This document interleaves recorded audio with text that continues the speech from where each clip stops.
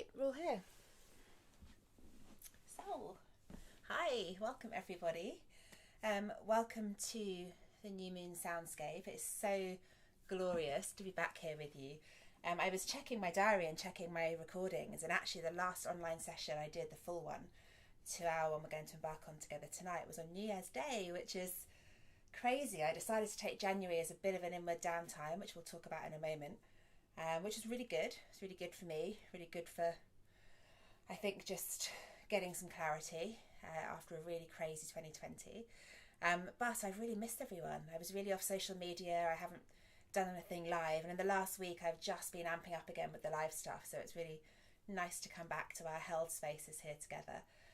Those of you, and I know there's quite a few of you who've had sessions in person with me or with another practitioner, will know we can get pretty close on online sounds. We can certainly create a really beautiful soundscape. We can create orally, in the auditory capacity. We can give you a really wonderful meditation, and I know I've personally had some very deep out-of-body journeys on online sound, so it's all possible.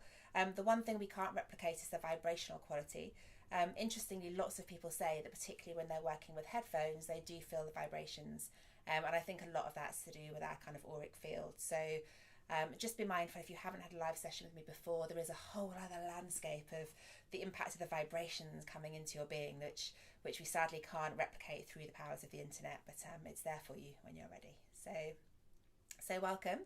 As I said, we're going to spend the first hour or so, maybe a little under, just workshopping out what's happening with this moon, what's happening with the astrology right now, what's going on energetically, what's the cosmic pulse, what can we expect in this lunar cycle, so from this new moon in Aquarius through to the new moon in Pisces, though I tend to kind of do it in 2 weeks, so we'll go to the full moon, and just really what this looks like for the next few weeks and months. You know, how does each piece of information or each kind of download that we get from the new moon and from the cycle and from the intuitive energies, how does that help us move forward on our path?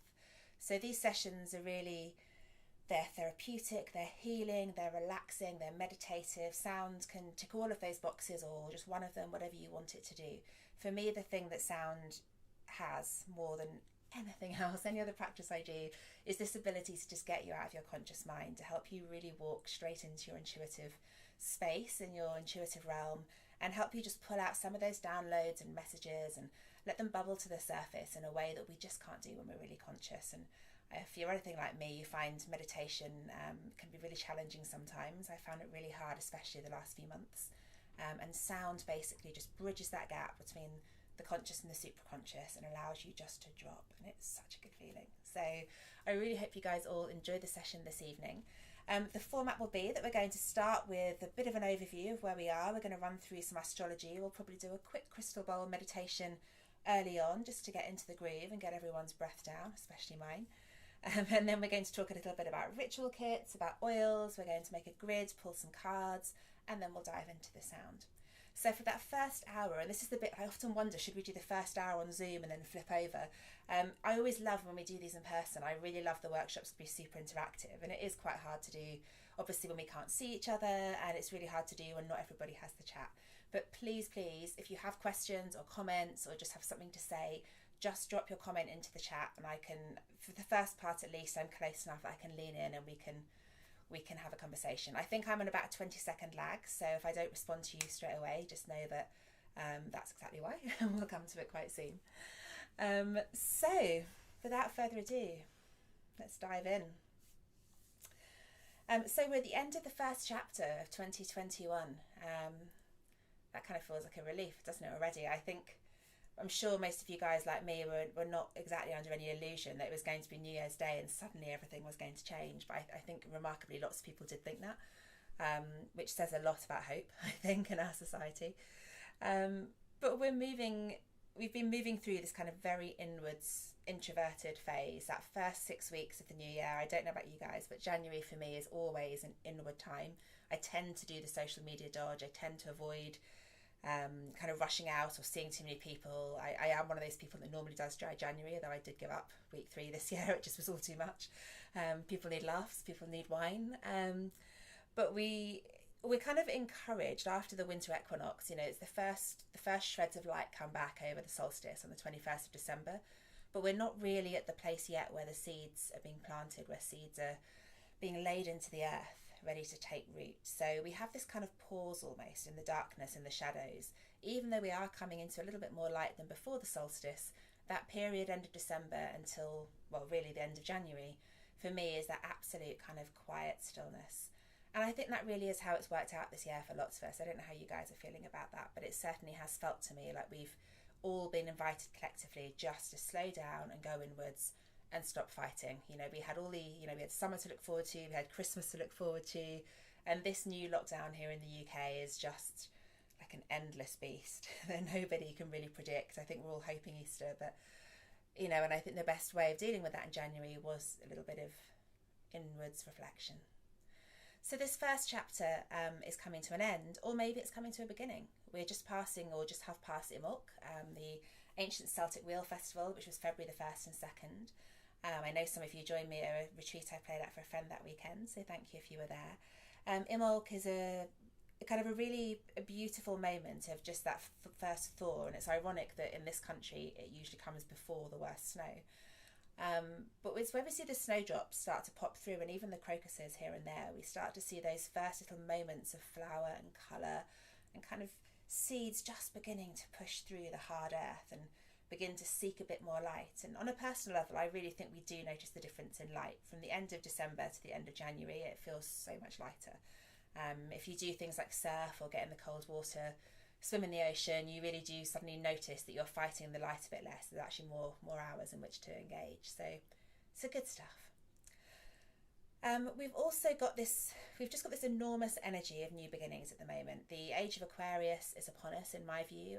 The great conjunction that we talked about a lot in December, the meeting of Jupiter and Saturn, a rare occurrence in 0 degrees Aquarius for the first time, really indicated a step change on the planet as a whole, an energy shift, kind of like someone just turning the dial, moving away from this earthy kind of Capricorn physical material vibe into something a lot more mental, a lot more about intellect, about wisdom, about study, about collective evolution. And I think we've already seen that in some of the first moments of this year. I'm speaking particularly to the US election and some of the incidents we've seen going on in Myanmar, lots of kind of coups and rebellions and uprisings where people have begun to really challenge the status quo, whatever side of that we come on politically. And that's really a lot to do with this age of Aquarius energy, because Aquarius is the innovator, the water bearer who takes the water from earth, takes it up into the heavens, cleanses it, and then pours it back to earth to nourish it and to allow the earth to flourish once again. And Aquarius is really about doing that in terms of innovation, technology, the digital age. This is a sign that's really associated with progress, forward thinking, and just new creativity, new ways of doing things. But we're not always ready for those new ways, and that's why it can feel a little uncomfortable. Aquarius is also ruled by Uranus, commonly mispronounced in many ways, but Uranus, I'm going to go with my Californian training on that. One of the outer planets, which is the planet of rebellion and revolution. So this is the ruler of Aquarius, the sign that we're in this week, this month. And we can really feel that earth-shaking revolution and rebellion everywhere. So the new moon in Aquarius last night really is kind of the epitome or the pinnacle of this energy, like really breaking through into the new in a not entirely calm way. In fact, there's just quite a lot of chaos in general, I would say, despite this introverted stillness. So I don't know if anybody else is getting that right now, but it certainly is something I've been feeling all year so far. I'm going to grab my water because I'm talking at you loads and my light's really hot. So other things to tell you about with the energy right now. So today is also the new lunar year, the Chinese New Year. Today we move into the year of the metal ox. Anyone who's familiar with the Chinese elements will know that metal is where we have a point of difference from the Ayurvedic and the traditional Hindu and Indian elements, the ones that we tend to work on platonic wise. So we have the metal ox, who represents kind of like Taurian energy, so very much earthy, dependable, quite dogmatic, very stable.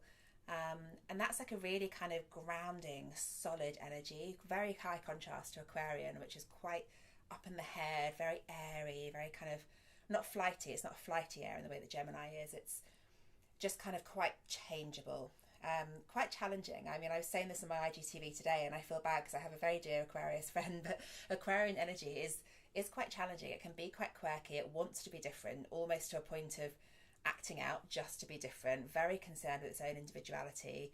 Often this can come up as selfishness. That's a real trait with Aquarian energy that we notice a lot when it's kind of coming out of balance and being thrown out by a lot of planetary action. So a lot of that around at the moment, and a lot of that coming out in this rebellious kind of energy. And the Metalox, the Chinese New Year, offers us a real counterbalance to that. And this is one of the things I love about working with so many different modalities. It's why, although astrology is really my first love and something I've studied since my teens, it's about bringing in shamanic work, bringing in Wiccan work, Celtic paganism, neo-paganism, the tarot, putting it all together, and then we get this beautiful kind of kaleidoscopic filter, and we can see and view the prevailing energy through any way we like. And the ox, the Chinese expression of this in this Chinese Lunar New Year, gives us a real kind of grounded, rooted tether to Earth, which I think is very important as we deal with the potentially huge kind of cosmic paradigm shift that the age of Aquarius offers us. So that's the bigger picture. I hope you guys can all hear my cat meowing in the hallway. He will probably pipe up until the gong start, and then he'll run for his life and hide under the sofa or something, so watch out for him. What else do we have? Nature, well, I guess my point I was just trying to make, nature always gives us equilibrium. So where things are really spinning out and getting really big, another aspect of nature, in this case the Lunar New Year, will bring us back down to Earth again. So as we begin to move into the first stages of our time together this evening, it's really an opportune moment to think about your equilibrium, your balance. How has your first 6 weeks of the year been? If you have to pick one of the elements, which one resonates for you? Has it felt very fluid and emotional and watery? Have you felt really grounded and like practical, logical, getting shit done, out the block to the New Year to-do list? Or have you been, as a lot of us have been, quite up in the head, quite airy, very much about mental focus, plans, ideas, thinking, brainstorming, really pushing forward from the head up? That's definitely how I've been feeling, and my brain is fried. I don't know about you. My brain is absolutely fried. It's been in overdrive for 6 weeks. Despite all my efforts to step back from communicating out there on social media, doing these events, to really try and honour my inward space and my planning space, all that's happened is my brain has had even more time to take over. So it has been very full on. So just take a couple of moments to just reflect upon your own beginning to 2021. Is there an element that resonates for you? Is there something that you can recognise in your own energy which gives you a bit of a clue as to how this year started out for you?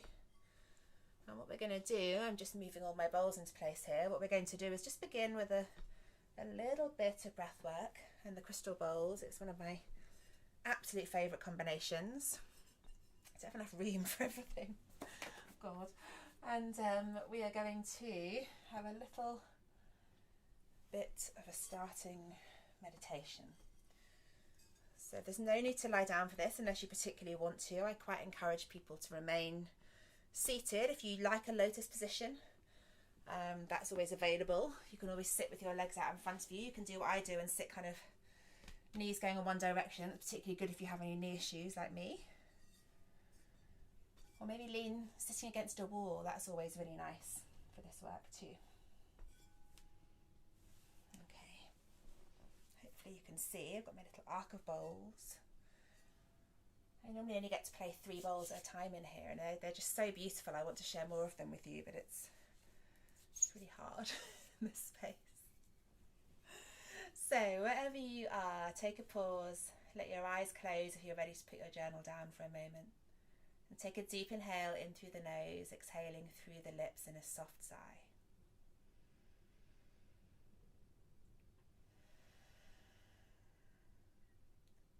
Once more, inhaling in through the nose. And allowing the exhale just to brush your lips, to feel the air on the edge of the nostrils, on the top lip as your exhale softens the lungs back against the rib cage, feeling your belly button press back against your spine. And once more, a big inhale. And a nice long exhale.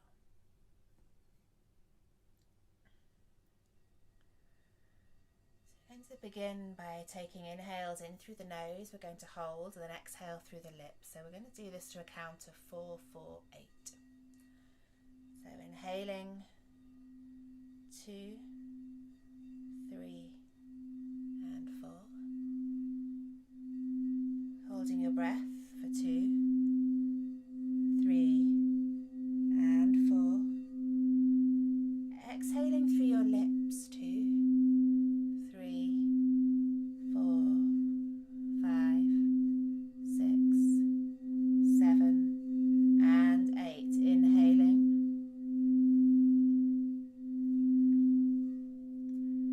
Hold.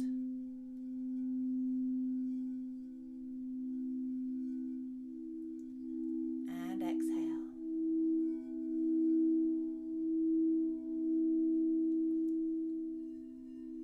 Inhaling.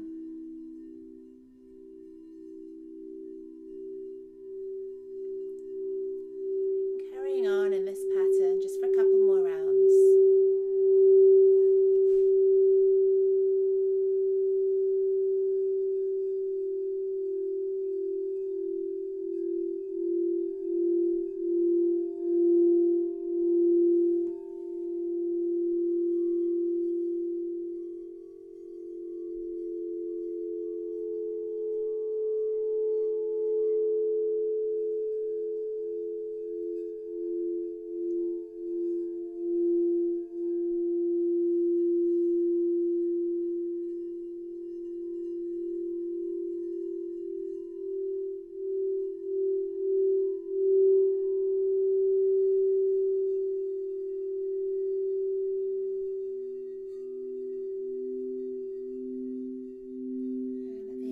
Next round, finding a stillness at the end of your exhale. And then we're going to move the outward breath into the nose as well. So inhaling, this time for 5.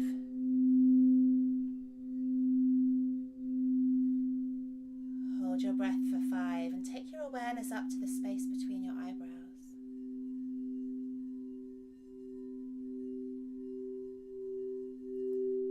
Exhale through the nose for 5, 2, 3, 4 and 5.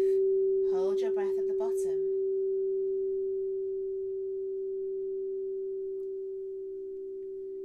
Inhaling.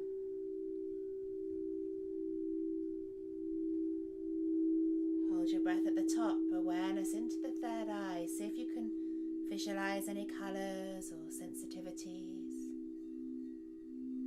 Exhaling through the nose, measured and calm, avoiding any rush of air. And then hold your breath at the bottom, hold the emptiness, notice what it feels like to have no air in your lungs at all. And then gently begin to refill them, inhaling.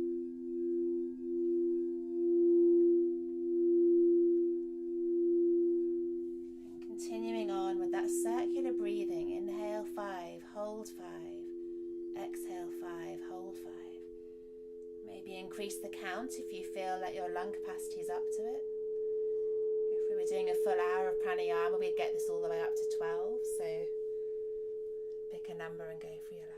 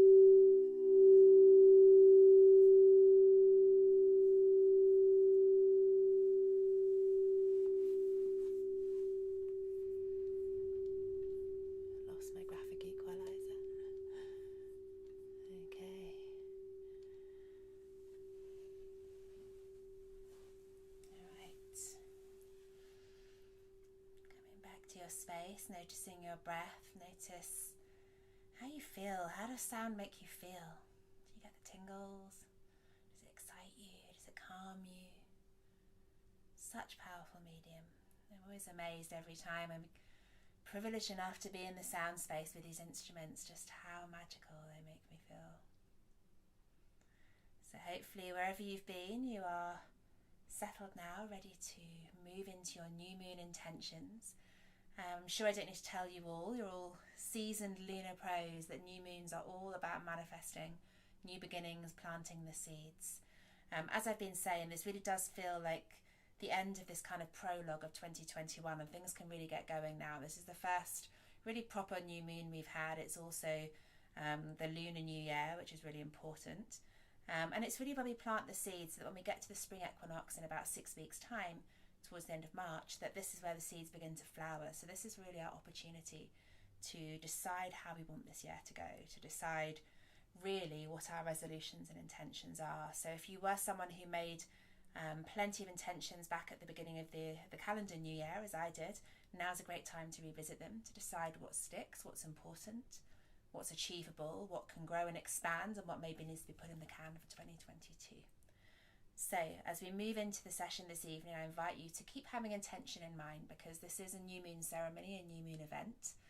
I don't ever get too heavy-handed with the whole new moon manifest, full moon release, because I think it's, to be honest, quite overcooked. And we all know that. We all know that there is a lunar cycle that moves from darkness into light, from fullness into kind of gestation. And we know those cycles, and we're here because we respect them. We want to flow with them. So I'll leave you guys to form your intentions in the way that suits you.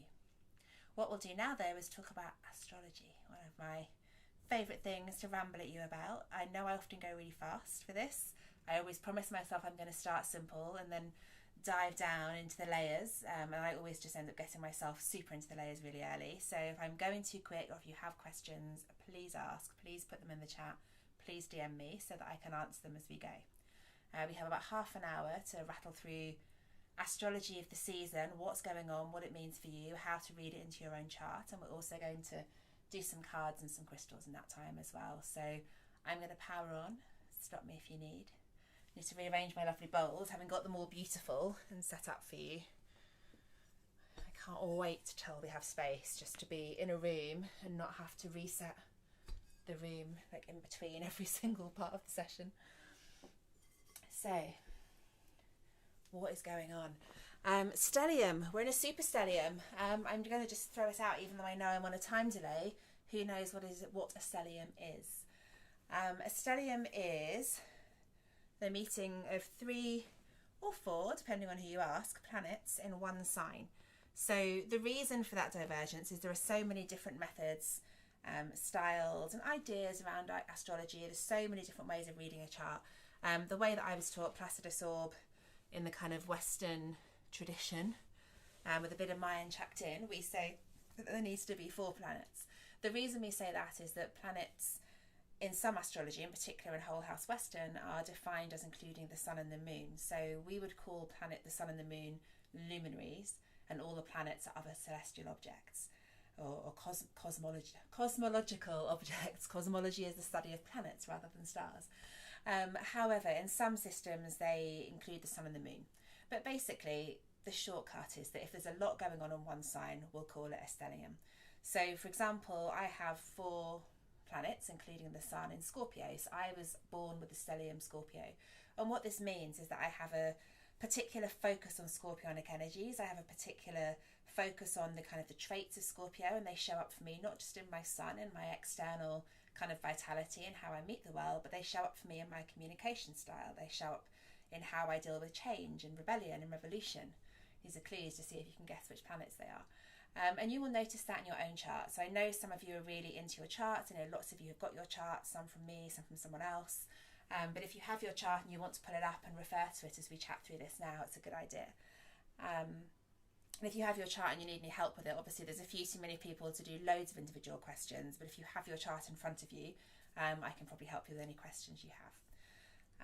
So, stellium, what this means for us right now in this super stellium week is that it's one of the biggest things we've seen for some time in terms of the stellium. This is because Saturn and Jupiter, the slower moving planets, so the ones that are further away from us, move so slowly that they don't change signs that often. We know that, so Jupiter changes signs once a year, Saturn's like 2.5 years. Once you get out to the outer planets, it's like years and years and years. So basically it just means that we have a very slow opportunity for all of the planets to meet together. And what we've had this week, and actually today it's back down to 5, but for the last 2 days we had the Sun, the Moon, Mercury, Venus, Saturn and Jupiter all sitting in Aquarius, all clustered in that one bit of the chart. So what that means is that we have this huge vat of energy, you know, that normally is spread around the whole heavens, the whole grid, or not normally, but you know, normally it's sprinkled through different signs, all of it just piled up in Aquarius. So what that means collectively is that everything that's going on with all these other planets is coming at us through an Aquarius filter. And we've already talked about the fact that Aquarius is up here. It's an air sign, it's the head, it's the mind, it's the intellect, it's all the stuff that's our thinking associated with the mind, clarity, mental strength. It's also where mental health lives, so that's a really interesting one to note for everybody. And everything that's happening with these planetary movements is happening through that filter of the head and the mind. So if anybody else like me is just feeling wired, I feel like I've had my finger on a socket for 3 weeks and just overdrive, I mean I always talk fast, but I'm definitely on overdrive, you can probably blame that stellium. Particularly if you are on Aquarius yourself, particularly if you have a lot of planets in Aquarius, whether or not one of them is the Sun or Moon, you will be feeling this extra big. And the other thing you may be feeling it big from is if you are a fixed sign. So every element has a cardinal, mutable and fixed. Aquarius is the fixed air. So for example, Scorpio is the fixed water, Taurus is the fixed earth, and which one is the fixed fire? Leo.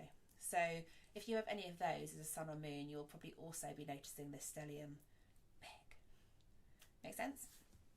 So aspects within the stellium, we have got not just all the planets having a big party together in Aquarius and kind of meaning that everything's feeling very in the head, very mental, very like intellectual and study and knowledge focused. But then within that stellium, they've all got their own little party. It's like they've all showed up to the party and then they've gone off into different rooms. So we've had Saturn square Uranus. So Uranus is not in Aquarius. A square means it's the other side of the heavens. Squares, tricky. When it's a square time in the sky, it means you've got kind of really challenging aspects. It's a challenging aspect between two planets. So Uranus, the planet of rebellion and revolution. Saturn, the planet of limitations, discipline, karma, all that good old stuff. In a square means that you've kind of got a real push and pull between that energy of change and dynamic kind of evolution and the energy of old codes and old stuff and old lessons. And they are not happy bedfellows. So when they're square, those two challenges are coming together and asking us to try and unpick how our old behavioural codes and our old karma affect the way we're approaching change in our life now. Which is great, that's a really useful thing to learn, but squares mean it's happening in a bit of a challenging way. And that might show up for you with, you know, a out of the blue contact from an old boss or from an ex, or you know, may show up for you with a really uncomfortable shock or surprise, which Uranus tends to bring us. But Uranus also rules Aquarius, which we've talked about, which we're in. So even though Uranus is not in Aquarius, it's still in the party.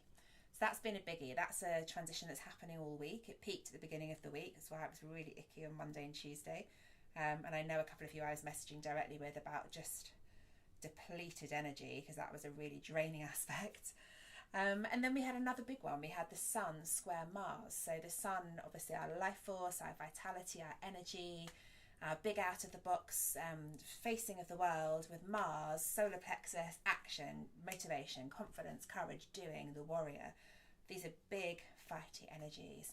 They also made a square early in the week, so that was why everything just felt extra heavy.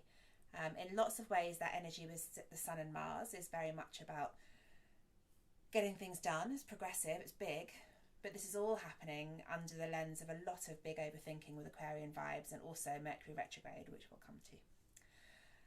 Then it starts to lift a bit. So then we've had Mercury conjunct Venus. So a conjunction is where we have two planets aligned in the sky. So rather than this square where they're opposite forces, I'm just making these weird shapes at you, a conjunction is when they are completely aligned. They're on the same page, they're enhancing each other, they're supporting each other. So we've had Mercury, the messenger, communication, self-expression, and Venus, the planet of love, abundance and money. So these have been a really nice conjunction, and this again is something that's been happening over the last couple of days, and actually it's peaking tomorrow. So if you are in a place where you need to be having conversations about love, conversations about money, and you've been finding like things are really hitting the fan the last few weeks, it's been hard to get your authentic self out there, you've not been expressing yourself and your truth that clearly, then tomorrow hopefully should be a really good opportunity to change lanes and get that message out there. And then today we've had the best of all. So I don't know if you guys have also felt today feeling a hell of a lot lighter, but we've had Venus and Jupiter conjunct. So this is possibly the best aspect you can have in the whole heavens. So Venus, planet of love, money, abundance, style, aesthetic and beauty, and Jupiter, the planet of optimism, luck, abundance and expansion. So together these are happy bedfellows. They're a happy combination. So after this kind of kooky early in the week, angsty, fighty, kind of big ego warrior vibes, we've then come into something that's a bit more about the sweeter side of life and allowing us to step into some of those more positive and uplifting relationship codes. So hopefully you guys have also seen and observed that ebb and flow, and that will help you understand how all these aspects weave together. I know that's loads of information. Does that make sense? Let me know if you want me to stop, repeat or slow down. Where are we going from here? So Mercury retrograde, we might as well mention. Mercury has been retrograde since January the 30th. We're just over halfway through. It goes direct again the 20th of Feb. Worth mentioning that the retrograde shadow is 2 weeks either side. So though we have 3 weeks of actual retrograde, there's another 2 weeks at either end. So actually it's 7 weeks. So we're pretty much bang on halfway through. The obvious stuff most people know, it's not a great time for contracts, it's not a great time for big legal decisions. It doesn't mean it's bad, it just means that you should take extra care. Get someone to double check you, double check your spelling, double check your autocorrect for God's sake. Get somebody else to read that important contract or email before you send it, because it's just really easy to miss things when Mercury is in retrograde, because it's asking us to look backwards rather than forwards. And all that means is that our eye might be slightly off the ball for a little while. Mercury retrograde also is about bringing old stuff back to the fore. And as Venus has been so active in this retrograde, a lot of that is to do with relationships, relationship behaviours, relationship styles, who you are in love, how you are in love, and how you used to be and what that means for you now.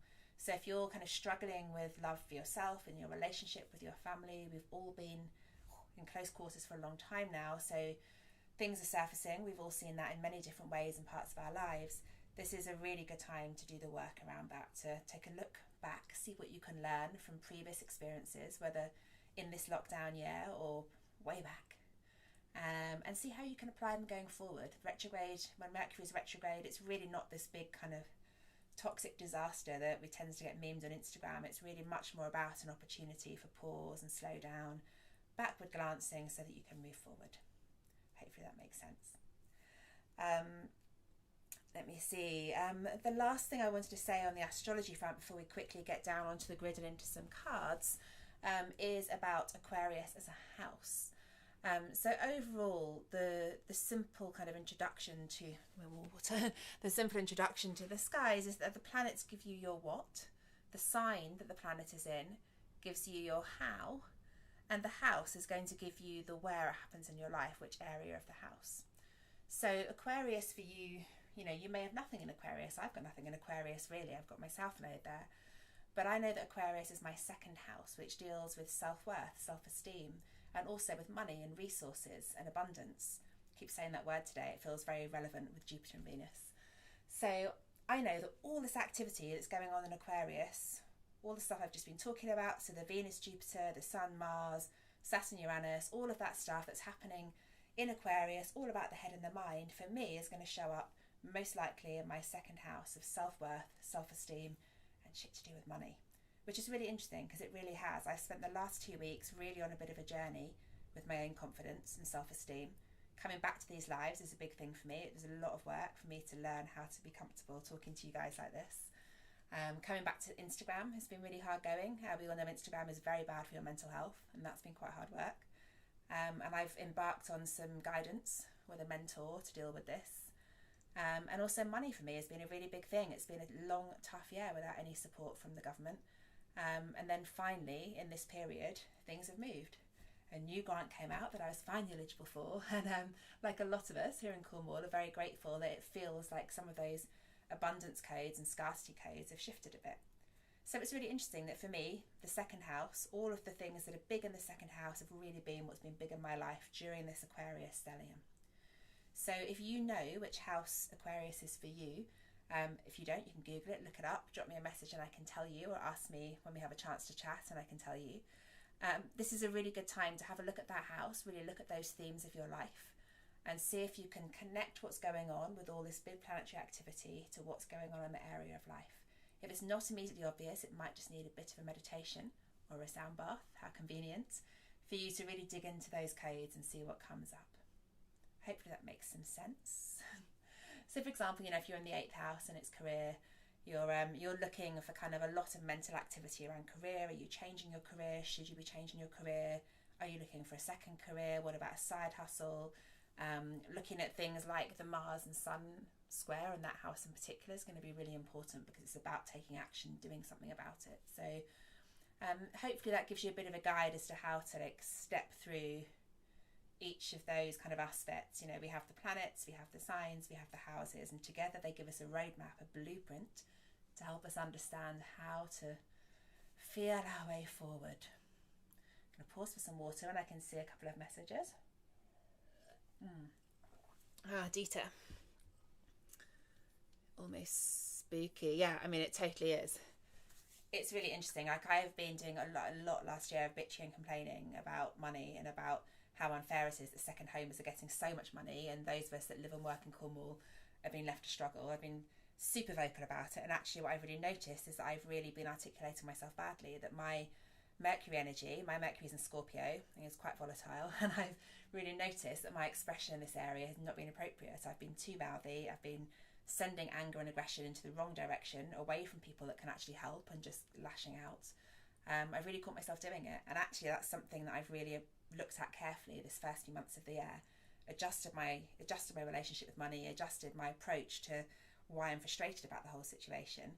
And as soon as I've done that, under this Aquarius energy, shifted my mindset up here in the head, got my air element in balance while it's all going on in my second house, boom, everything changes. Spooky, or just the universe telling you what you need to know, I guess.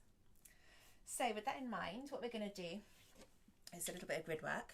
I've left this blank for now, and it's a little bit annoying because I don't think you can see it that well. I'm just going to pull him back a bit. I don't know if you guys are going to be able to see this or not. I might have to do some pictures and zoom it in. But this is my Astro Grid. If you haven't seen it before, if you look at my Instagram, in fact it's on Rock and Rituals Instagram today, which is the product side of the biz. This is basically just a printed grid of the heavens. It's very simple. The inside symbols I'm not going to talk about tonight, they're the decans, which are in ancient Egyptology, each sign was divided into 3 blocks of 10 days, and each of those blocks was ruled by a different celestial body. This predates the outer planets, so it only goes as far as Jupiter, so lots of people get confused when they see this on a grid, so don't worry too much if you're looking and it makes no sense.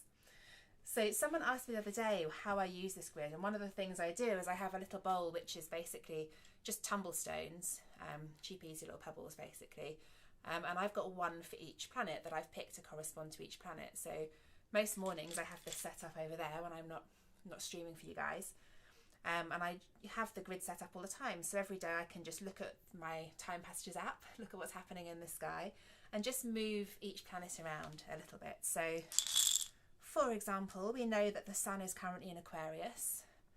We know that the Moon is now just into Pisces, slightly annoying when we're doing an Aquarius Moon event, but it was a very late Aquarius Moon. We know that Mercury, which I have represented as fluorite, is in Aquarius, and so is Venus, that's rose quartz. I've got Saturn, I have as obsidian, and Jupiter is carnelian. So this is all activity here in Aquarius. This is really hard to show you on screen, so I'm not going to do this too long because I know you can't see that well.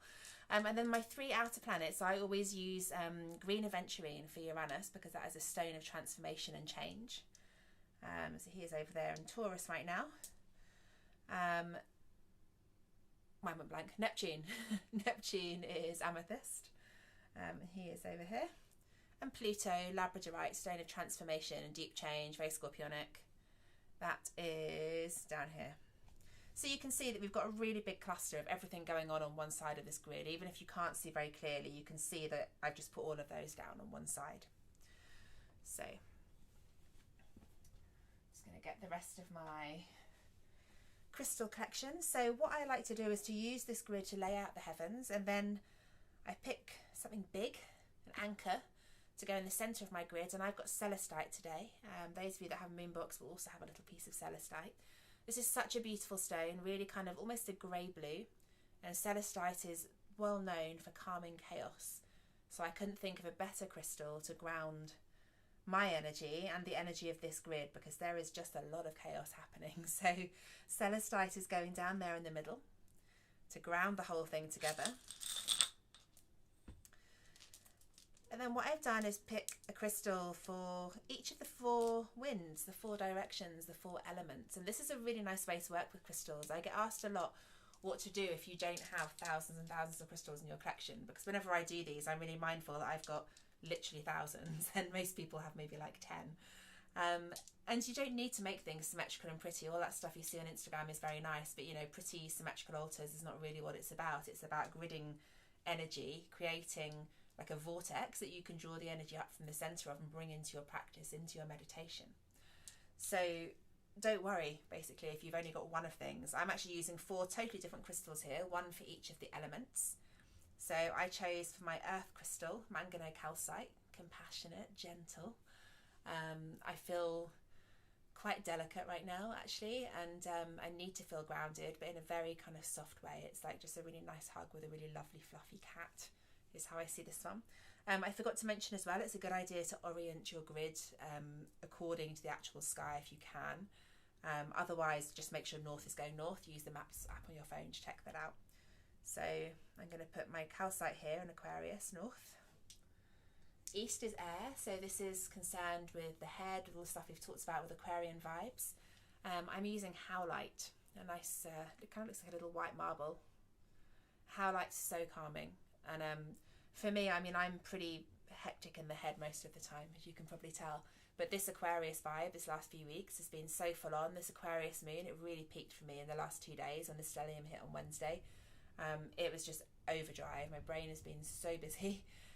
So really you can get a sense as I'm putting these crystals down now that the actual grid for my personal energy is very much about calming and soothing. So you can read it how you want. If you're an Aquarius sun and you're feeling super fired up, then go for your life, get the citrine and carnelian down, turn on your solar plexus and get into your doing frame of mind. But for most of us, this is going to be a grid which is so much about just soothing the chaos, giving us space for calm and introspection so that we can pull out the threads of the current energy that we want to work with and not be completely overwhelmed by the sheer volume of them. South is fire. So I'm using another fairly gentle one, rhodochrosite, which is really about the heart chakra and about compassion. Compassion's a real watchword for me this week. I've been doing lots of reading and listening to lots of podcasts about this, and it feels to me that all my action at the moment needs to be very much compassionate based. So I'm putting this rhodochrosite in my fire energy down the bottom here. And then the last one in the west is water. I always find that easy to remember here in Cornwall, far west water. And I've chosen emerald. Again, it's a heart stone. It's all about what's going on in the Anahata, the heart chakra, stone of successful love. The west water is all about emotions. It's the cup suit and tarot. So it's very much the suit of feelings, reactions, responses. And again, for me, this is all, you can see this path here with this calming, soothing energy. It just all needs to come down a few notches. So emerald in the west. And you can always do your grid however you want. This is why I can give you guys suggestions for crystals that work with particular propensities. You know, that Pisces will sit nicely with amethyst, Scorpio will always sit nicely with labradorite. But really, working with crystals is about your intuition. What do you need today? I need gentle compassion and a hug and some quiet space. So I've picked a set of crystals here which really enforce that. And put nothing shouty on there, nothing aggressive, nothing to amp my energy up. I just want to cool it all down and soothe it. So you can always work in that same way. And as a nod to the moon, I've got some little chips here of Aquamarine, which is kind of the ultimate Aquarius stone. So I'm just putting those through so hard when you've got so many planets in one sign. You end up with a right old cluster. And then it's always useful to have a few clear quartz. I have quite a lot of clear quartz in my life in general. Again, if you look at my stories on both channels today, I've just been this afternoon to pick up some pieces from a wonderful new supplier I've got who mines crystals here in Cornwall. And I mean, they are major. They're so good. So I can't wait to share those with you. But clear quartz really is a wonderful crystal, and one that I think should be present in everybody's kit. It's a super amplifier. It's like the master cosmic computer. It draws up all the energy from a grid and gives you back the bits you need. So, you know, for me, it's like your get out of jail free card. Even if you've, you know, maybe not quite pulled out the crystals that are right for you today, the quartz will just balance it all out for you. It's so helpful. So I'm just going to add some quartz onto here. So if you're doing this along at home, or if you have particular crystals you want to bring into your session this evening, I'll just make sure you have them with you. Go grab them if you need. And this is a really nice time just to find a layout that suits you. And as you can see, this looks kind of messy. This is a mixture of the astrology of the heavens and how my elemental energy is today. But that's entirely what crystal gridding is all about. It's about getting you to think, connect and intuit with what it is you need. So we are going to add to our grid some cards.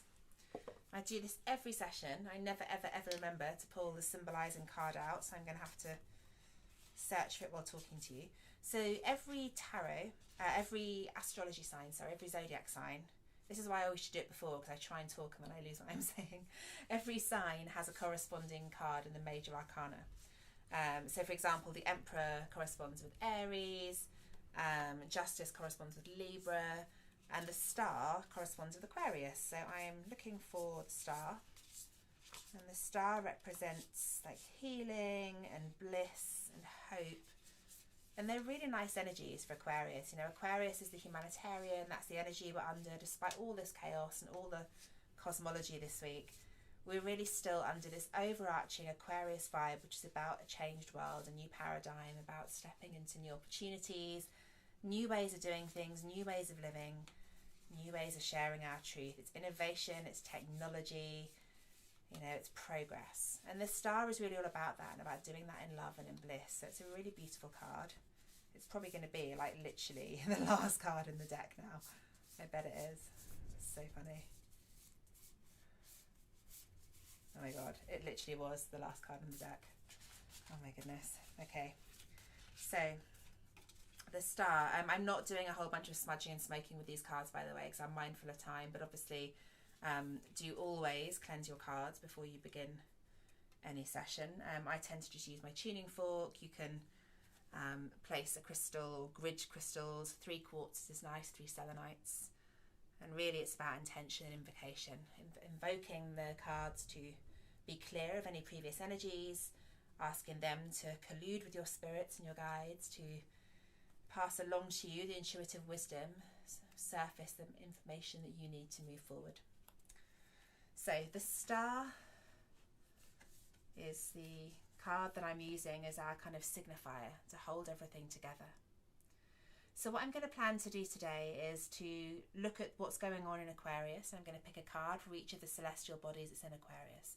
I'm actually not going to pick one for the moon, because the Star represents the moon. That's really confusing because there is a moon card, but the Star represents Aquarius. This is the Aquarius moon. So the Star card is our Aquarius moon tonight. We're going to pick a card for the Sun.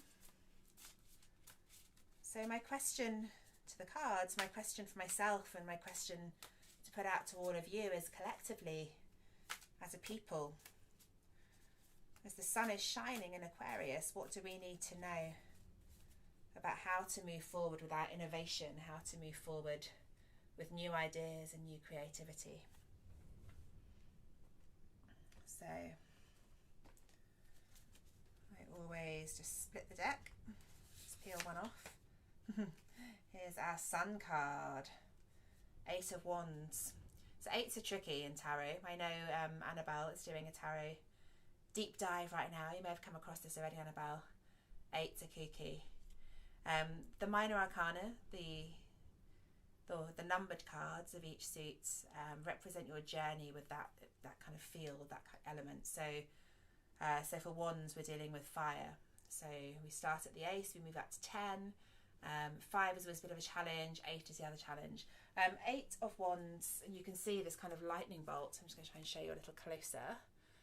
8 of wands really indicates kind of a big moment of shock or of change or of rebellion or of surprise. So it's kind of interesting because we have such a lot going on with Uranus at the moment. Aquarius is ruled by Uranus, the planet of big changes.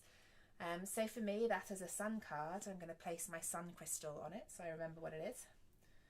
That as a sun card is all about being prepared for what's out there in the world, the actuality of just really big change, which we know is what we're going through as a unit right now. I'll put the cards back together. In between each one, I'm going to just shuffle or split the deck in some way. So we'll just do a 3-way split here. And next we're going to pick a card for Mercury.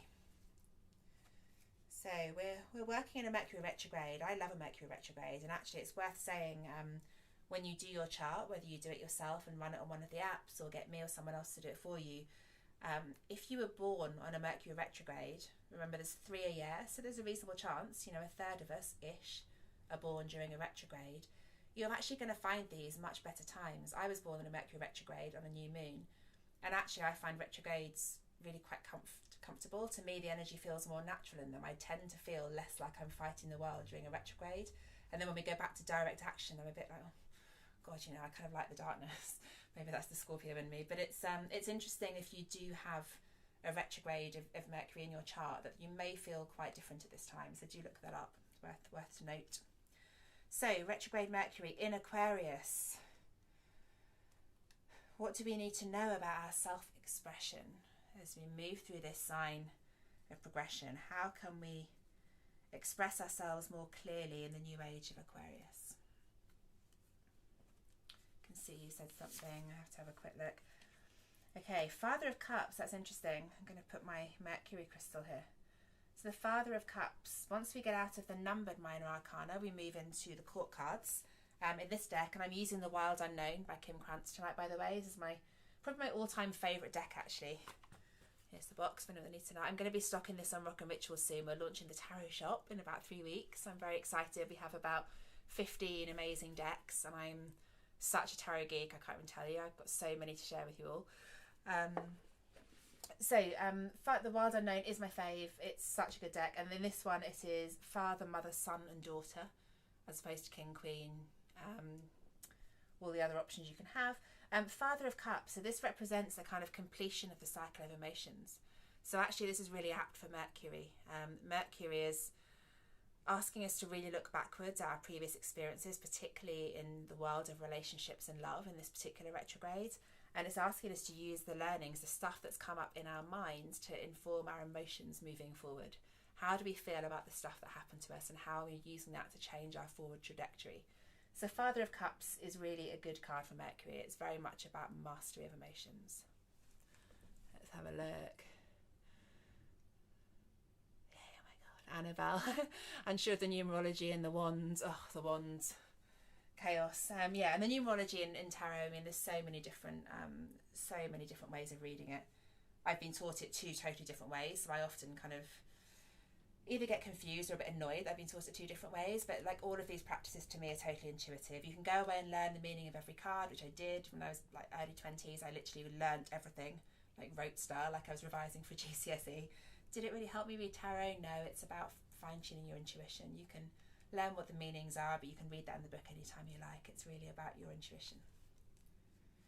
Oh, random chain spotter fact. Annabelle, you'll like this. I discovered the other day, and I don't know how I didn't know this, that Pamela Coleman Smith, who was the illustrator of the original tarot, the one we were talking about on Instagram, the Rider-Waite tarot, lived in Bude and died in Bude and is buried in Bude. I did not know that. She's British, but half Jamaican, half American.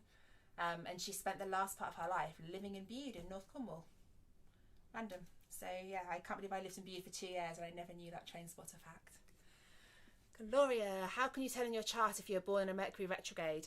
That is, I will tell you, Gloria, because I've got your chart from when I did it for you. It is something that's basically a symbol that's buried in the Placidus All part of your chart. So you need to know where to look for it. But I will have a look and I will find out for you. Okay, so we need to crack on. I'm letting myself run over. Oh, really am. Okay, 3 more cards to go. So this is going to be for Venus. So Venus, perfectly appropriate today. Venus Day is Friday, Goddess Day. You can hook this over to Sanskrit, to Vedic mythology, to Vedic astrology, and talk about Saraswati and Kali and Durga and all of the goddesses. But Venus is the day of the goddess. It's the day of the divine feminine of Shakti. And it's really appropriate that we have this mega Venus-Jupiter conjunction today, which I hope you guys really enjoy. So let's pick a card for Venus, and we're within this Aquarius framework. I want to find out how I can use my mental acumen, my mental wisdom in doing the best that I possibly can for matters of the heart. I'm going to pick... Oof, that's a tough one. Another 8 of cups, and there's no messing about with this one. All the broken cups at the bottom. 8 of cups is pretty dark. It's up there with some of the major arcana ones that we don't always love. But it doesn't have to be. As with all of the cards, there is an inherent positive message in all of them. It just depends on your context. 8 of cups generally represents everything is just broken, start over. Which doesn't mean start over completely from scratch. It just means start over in terms of your mindset, your approach. So for me, when I'm looking at this through the Aquarius Venus lens, it's just saying that actually all the things you thought you knew were wrong, and it's time to take a new approach when it comes to how you deal with love and relationships, or money, because Venus covers money as well. So it depends what your particular question is. Lots of 8s already. We're going to pick a card for Jupiter next. Jupiter is the planet of expansion, positivity, optimism. I actually feel like compelled to properly shuffle these now. It wasn't a very good shuffle, but it half did it. Okay, Jupiter. How do we use this Aquarius evolutionary energy for greater expansion and faster? I know, all of those 8s again, they just keep happening, don't they, Annabelle? Okay, so we picked a 5. I mean, this is like Gloomtown. The 5 of Swords. So the Swords is the air suit. It's the suit of mental wisdom, clarity, intellect, and the mind. As you might be able to see here, this is like almost like a snake or a worm that's been cut into pieces by many different swords. I realise I'm really far away from the camera actually to be showing you cards, but I'll take a picture. The 5 of Swords is pretty... not dark so much as it's again it's a case of actually mental breakdown. It usually is associated with mental overwhelm, a tough time of thinking clearly. So it's interesting this has come up for Jupiter, which is a really positive, optimistic planet, and on a really optimistic Jupiter day. I think for me that feels like almost just a warning sign that actually there's so much opportunity for things to go in the right direction, but that we have to decide mentally to make good decisions to move ourselves into that path. We're not just going to fall in it by accident. Okay, final card. So for Saturn, Lord of Karma, discipline, rules. Saturn, we get back in our charts 3 times in our lives if we're lucky, maybe only 2. Your Saturn return tells you an awful lot about where you've been and what you've learnt. So when Saturn is involved in anything, we are always slightly looking backwards for lessons. Saturn in Aquarius, let's have a look. Oh, 6 of Cups, so that's interesting. They're all very mid-numbered cards here. 6 of Cups, and you can see, I'm going to try and lean in so you can see this one. 6 of Cups is a tree with all the roots underneath, and this is really about the beautiful strong tree above ground, showing his kind of power and swaying and staying strong in the wind, and yet underneath he's been held by his stories, all of that growth that went before, all of those long hard-won roots deep down in the earth. So this is really a card of the past, very appropriate for Saturn. It's a card of respecting your journey, respecting where you've been, so that you can move forward with more prowess. I hope that makes some sort of sense. I've kind of whipped through that really quickly. It's more cards than I normally draw in one of these sessions, but I really wanted to pull one for each planet and just show you this is kind of how I personally would do a new moon kind of development, and a lot slower obviously, and with a lot more personal questions. I kind of just was very, very generic there. But yeah, working with a grid that's about the current astrology, that's about your personal vibe, how you're feeling right now, what you're looking to feel. A card which represents the moon that we're marking, Aquarius. And then I really like to do this, picking a card for, I would normally actually do all of the planets, but I've just done the ones that were in the stellium today, just because that works. So I'm just going to take a quick picture of this, because I'm going to have to move it all in order to play for you, which I really need to get going with, because we're quite late. And then I can send you all of this so you can have a closer look at what it all means. All right, guys. I hope that was interesting. I always worry that these bits aren't interesting enough, but I just love talking about this. And I think for me, one of the things I really love about this work and about, you know, spiritual and self-development path is, as I mentioned earlier, I think having all of these different tools, all of these different rituals available, you know, working with cards, working with crystals, working with so many different aspects of being. This really is about tapping into all of the different inner opportunities we have to understand ourselves better. Really, all of this work is about intuition. It's about listening in to messages that are bubbling under. They're already there for us. We just need to hear them and to listen. So I'm always really excited when I can blend a few different aspects together. And this also is like visual journaling. You know, by asking myself to choose a crystal for fire, I'm really looking at myself and going, how am I feeling? How's my courage? How's my confidence? It's really asking me to go deep into those questions. And I don't know about you, I love journaling, but I often get a bit bored. I could write for pages and pages and pages. So it's quite nice to sometimes go on that journey through the lens of crystals or cards or a different modality, just to help shake it up a little bit, make things a bit fresher. So we are going to move into the sound fairly quickly now, because I'm really, I'm running about 10 minutes over. I should have started the sound at 8:30. So I would suggest if you did want to switch devices or switch rooms or get yourself reorganised in some way, now is a really good time to do that, just while I'm organising my space a bit. I'll continue to chatter at you while I do so, but just take this moment if you wish to rearrange yourself. If you were looking for recommendations for the kind of the classic crystals you would be using for Aquarius energy, fluorite is probably the biggest one. My legs are going to say no. Fluorite is probably the primary one that I'm really feeling called to. It's so much about the mind. It's a really great study crystal. It's really a wonderful aid if you're trying to learn, take on new knowledge, dig deep into old knowledge. So fluorite's the one I always say people should use if they're taking an exam or need to remember something. I have a lot of fluorite pyramids. I like to grid around a fluorite pyramid quite a lot. Celestite, which I used here, is a wonderful one for Aquarius. Often the colours are consistent. There's quite a lot of blue and green crystals sit for Aquarius, Aquamarine being a big one.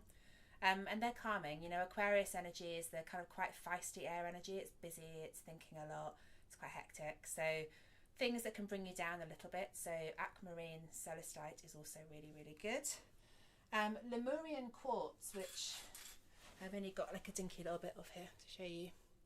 It's quite a fractured quartz normally. So Lemurian is a quartz that comes from, or supposedly is said to come from Atlantis. So it's got that kind of watery, ancient wisdom, you know, kind of Isis, the kind of goddess vibes. But it's also just, you know, clear quartz is so helpful at cutting through the chaos and cutting through confusion. So it's really, really helpful for Aquarius energy. And I also think heart crystals. I mean, as you can see from my grid, I've been really, really drawn to heart crystals this particular Aquarius moon. There was a lot of action with Venus. It's kind of ironic that Valentine's Day falls around this time of year. I don't think there's a connection, it just happens to. But certainly there's a lot of heart energy around to be had, a lot of expansion, a lot of exploring and excavating. So I'm finding that those heart crystals just help to balance out all the activity that really is up here otherwise. We're very in our head with Aquarius, and we want to try and bring some of it down. Rose quartz obviously is, you know, the kind of quintessential heart crystal. I don't particularly love rose quartz. I really like rhodochrosite, or manganocalcite is my ones, or emerald. And oils, I think most of you, I know quite a few of you actually, have got my Aquarius oil, which I've only got in a little vial, and that's actually not just for the Aquarius moon. That's kind of the whole age of Aquarius is where I dreamed this one up. And it's a mixture of neroli, which is very uplifting, about kind of remembering bliss and joy, and for me it just always reminds me of like orange groves in Spain.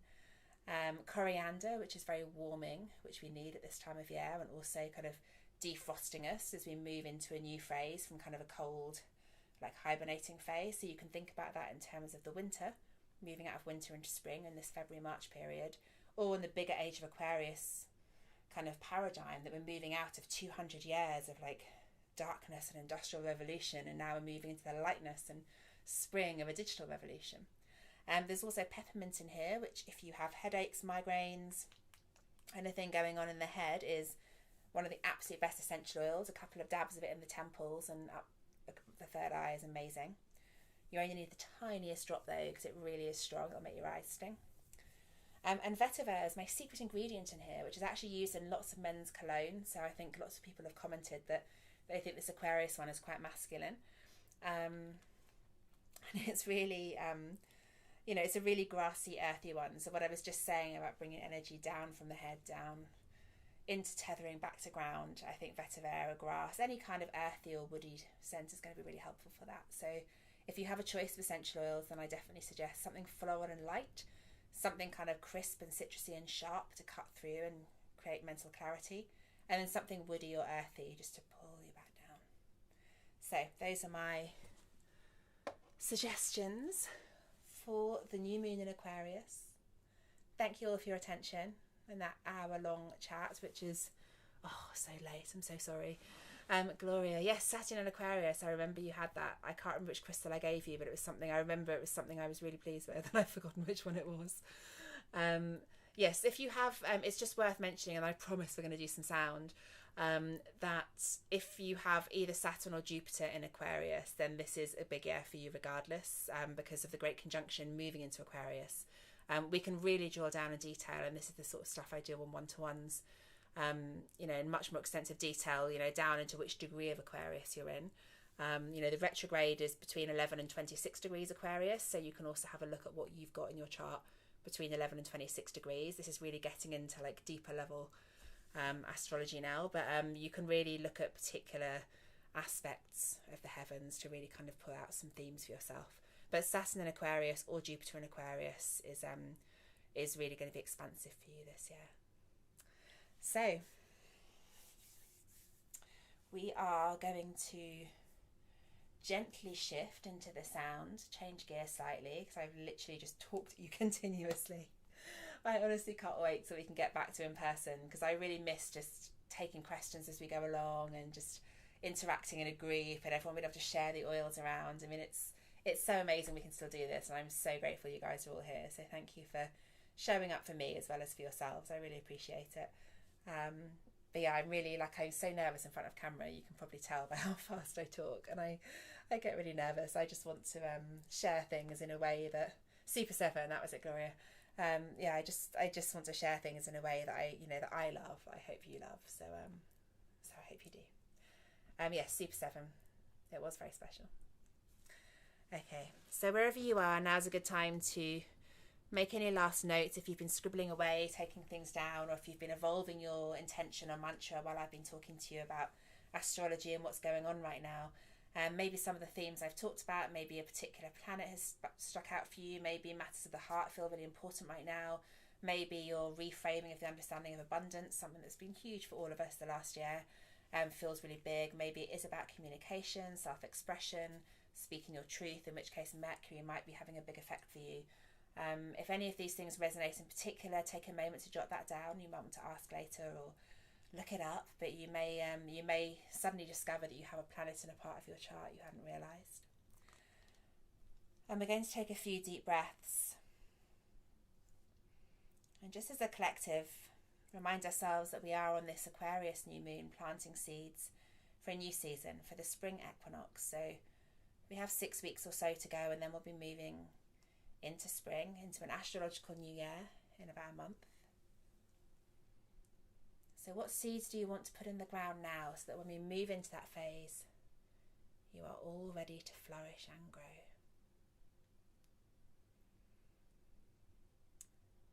There might be a particular mantra, like a seed mantra, Bij, that might come to mind. I've been using the Jivamukti mantra a lot.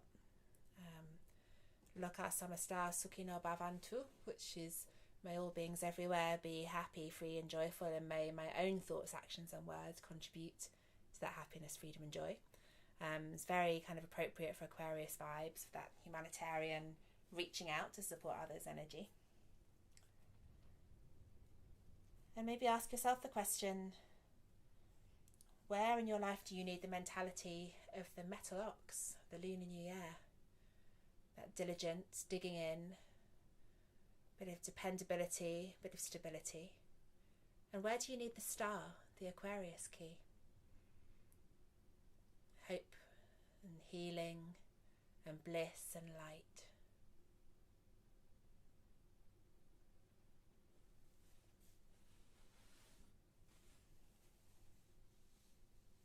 And finally, as we move through this first significant lunation of 2021, how has the year been for you? What have these 6 weeks been like? How do you feel? The reason I do this grid is tapping into each of those elements is a really quick and easy way to check in with yourself. How grounded and stable are you? How's your state of mind? How active or productive do you feel? And how are your emotions? How's your ebb and flow? Really simple, but just by working with the elements in this way, we can really answer a lot of the questions that we need guidance on day to day.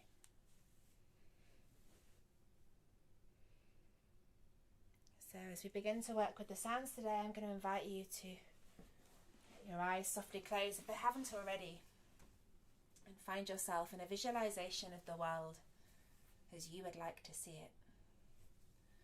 Really imagine the colours, the textures, the sounds, maybe the certain smells, the grass in the air or a particular flower. Just take a moment to notice what you're wearing, how you look, the nature of the light or the dark. And start to formulate in your own mind's eye the age of Aquarius is for you. What does this world embody? What does it mean? We're going to be in the sound together for about 40 minutes today. A little bit less than advertised, I'm afraid, due to me running late. Do remember that the sound can take you very deep if you come back with a start or a shock. Try to stay still in your comfortable, safe, sacred space. Allow whatever energies surface and bubble to settle, write something down, and then come back to your meditation, to your breath. I'll see you on the other side.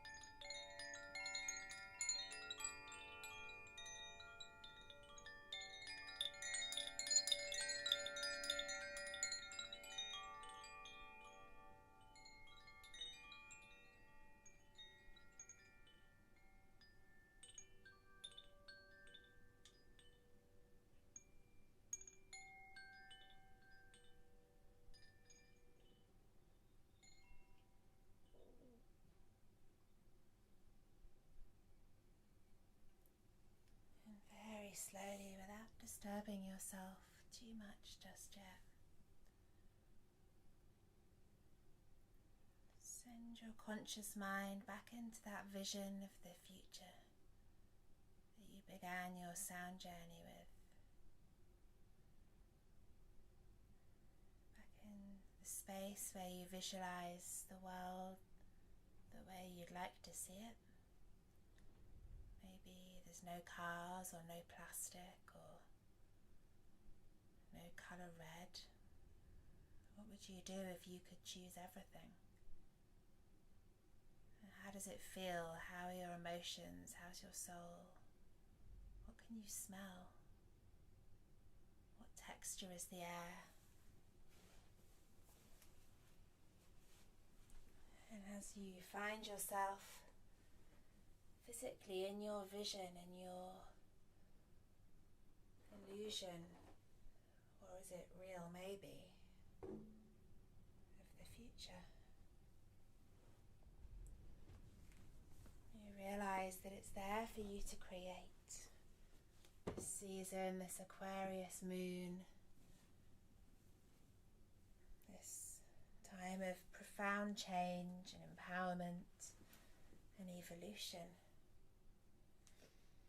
means that we can all take the energy of this moon and this super stellium in Aquarius, however it sits for us in our chart, can harness that cosmic power for our own higher good and that of all people.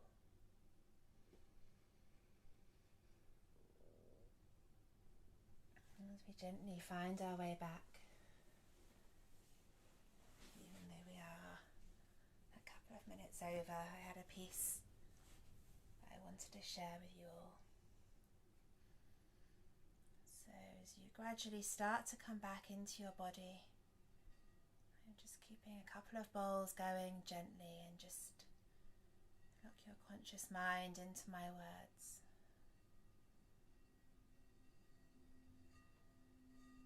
Go placidly amid the noise and the haste, and remember what peace there may be in silence. As far as possible without surrender, be on good terms with all persons. Speak your truth quietly and clearly, and listen to others, even the dull and the ignorant. They too have their story.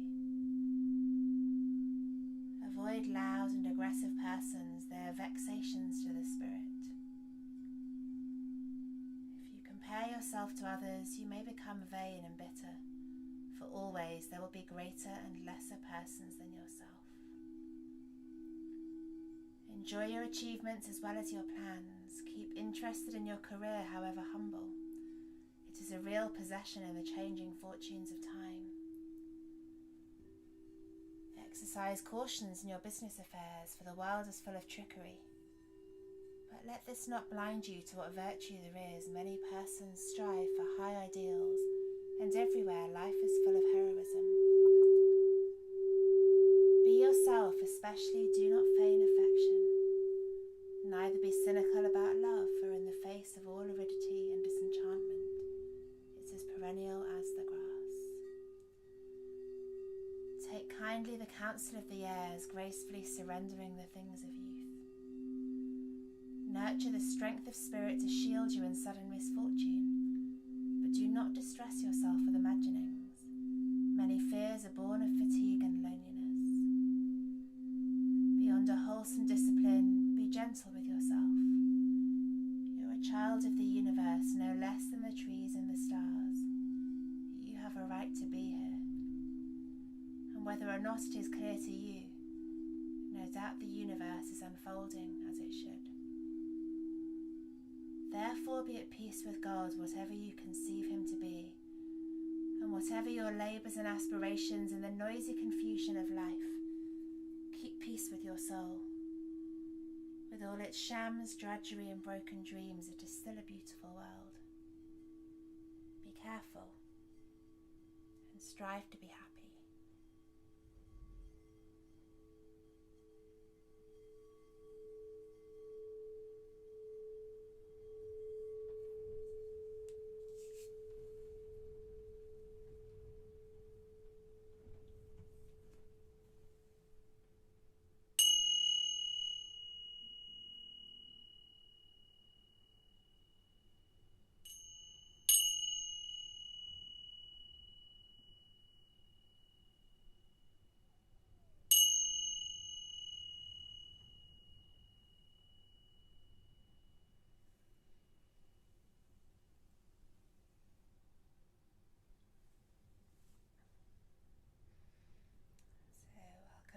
everybody from your sound journey. I hope you've been somewhere peaceful and glorious, enlightening, illuminating. I hope that the shadows of this Aquarius moon have left space for all the planetary activity we've talked about tonight to cast some long illuminations into your soul, into your mind, into your heart. So we are, as ever, 10 minutes over, but I'm going to take that as a good result that I didn't get any further behind during the sound. I apologise if people have had a hard out at 9:30. I'm sorry to keep you.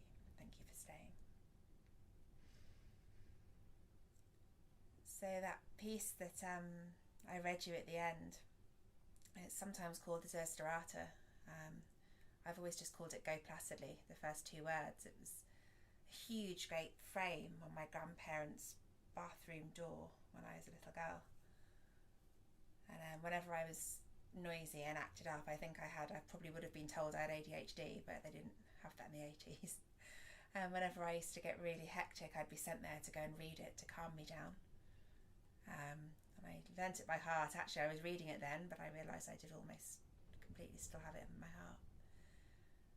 And my grandparents gave me a copy of it for my 17th birthday, just a few weeks actually before my grandpa passed, and I still have that copy here now in my bathroom. I have it positioned so that I can read it every day. You can't really see it in this light, but I have it positioned so I can read it every day in the shower. It's really hard to show you in the light. And I find it such an amazingly useful tool. Just simple, clear advice, which we all need. And I find it especially supportive around this really busy, hectic Aquarius energy, when the mind is so busy and there's just such a lot of overwhelm and overdrive. It's so important for us to be able to take a little bit of our mind and our calm back. So, two very contrasting aspects of this evening. I felt like I went a million miles a second for the first hour and still probably didn't get through a lot of the stuff and the detail I wanted to share with you. It's just so challenging sometimes when there are so many different aspects to bring together, but that is what I love about this work. You know, some days it feels much more about astrology, some days I'm very reliant on the tarot, and some days I just sit in here with a pile of crystals, and the sound is what always unites all of it. That's always the presence. So I hope you've enjoyed your session this evening. I am going to stay on here for 10 minutes probably, just to catch up with any of you if you have any questions or comments or thoughts. As I said, this is the first session I've done online for about 6 or 7 weeks, so I did feel a little rusty, I have to admit, so I hope it was okay for you guys.